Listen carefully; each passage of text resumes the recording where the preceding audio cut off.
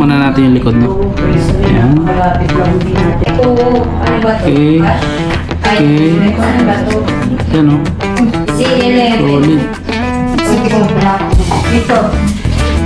Yan. Tapos pwede mong palit-palitan to. Depende sa preference mo. Tapos yun nga po pala, no? Meron na siyang screen protector. Di nyo lang mahalata kasi maganda yung pagkakakabit.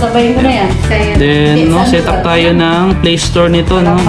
Kung natin gagawin, syempre, install na natin yung connect mo natin sa internet. Ito pala, yung pala nito. Ayan. So, once na may internet na tayo, punta tayo sa settings, no? Search nyo lang ay Google. So, yun pala, no? Ang keyboard pa nito is naka Xiaomi, no? Pero pag may Play Store na kayo, download lang kayo ng Google keyboard, no? Search lang natin Google sa settings. Ayan, basic Google, on lang natin. Then, after that, punta tayo sa Get Apps. Itong Get Apps, ito yung pinaka Play Store ng mga Chinese, no? So, once na may Play Store naman tayo, hindi na natin ito kailangan gamitin. Ayan, enter. Then, search lang dito ay Google or Play Store, no? Google. Ayan, then search. So, sa Play Store. Search natin ulit ay Play Store. Play Store pala para specific. Play Store. Ayan. Search. Okay, ayan. Kung mapapansin nyo po, yung mga ibang apps is install pero si Play Store is update lang. So, ibig sabihin, may Play Store po talaga yung mga China ROM. Hindi lang naman to sa Xiaomi 17 Pro Max pero lahat po ng mga China ROM, even mga Aiko or Lenovo, Redmi series, ayan, kompleto tayo. So, ayan, after that, ayun, may Play Store na agad tayo. So, pwede na mag-sign in si Sir. Pero, much better sa bahay na lang kasi maraming ita-download dito eh. Pero ayan, pwede na siya. Then, tanggalin na lang natin yung mga Chinese apps para medyo malinis siya tingnan. Kasi hindi naman nata pupunta ng China si Sir.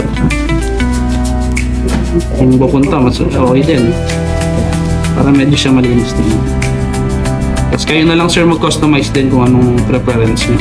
Tapos, ang gagawin lang natin sa home screen para hindi may lumalabas na pag nag-swipe is, yan. Classic, okay na yan. Tapos, itong upvote, top ko lang. Then, content center, none. Search, ayan, okay na. So, pag nag-swipe tayo, wala nang ano. Kasi minsan may mga ads pag nag-swipe ka.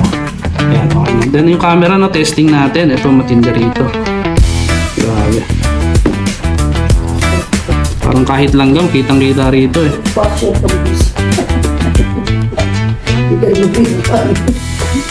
Yan, no? Unahin natin yung back camera. Pwede kayong mag-camera dito. Kahit nasa likod kayo, no? So, sa mga vlogger, yan, pwede yan. Mamaya, wala pa nga Tapos tignan nyo naman yung zoom nito, capability. Grabe, oh. Up to 120 times, no? Appreciated to pag nasa concert yun. Tapos sa video naman, meron tayong up to 8K resolution yan. Yan. Detail na detail siya. Tapos kung gusto niya naman medyo action camera, ito kauna-unahan to Sir na may 120 Hz na 4K resolution. Kasi usually 60 lang eh. Kahit sa iPhone 60 lang din. Oo. Ayan o. Stabilize yan. Kaya solid na solid. Ayan. 3. Kahit mag-allow siya, stabilize pa rin. So yun, Xiaomi 17 Pro Max, color white and okay.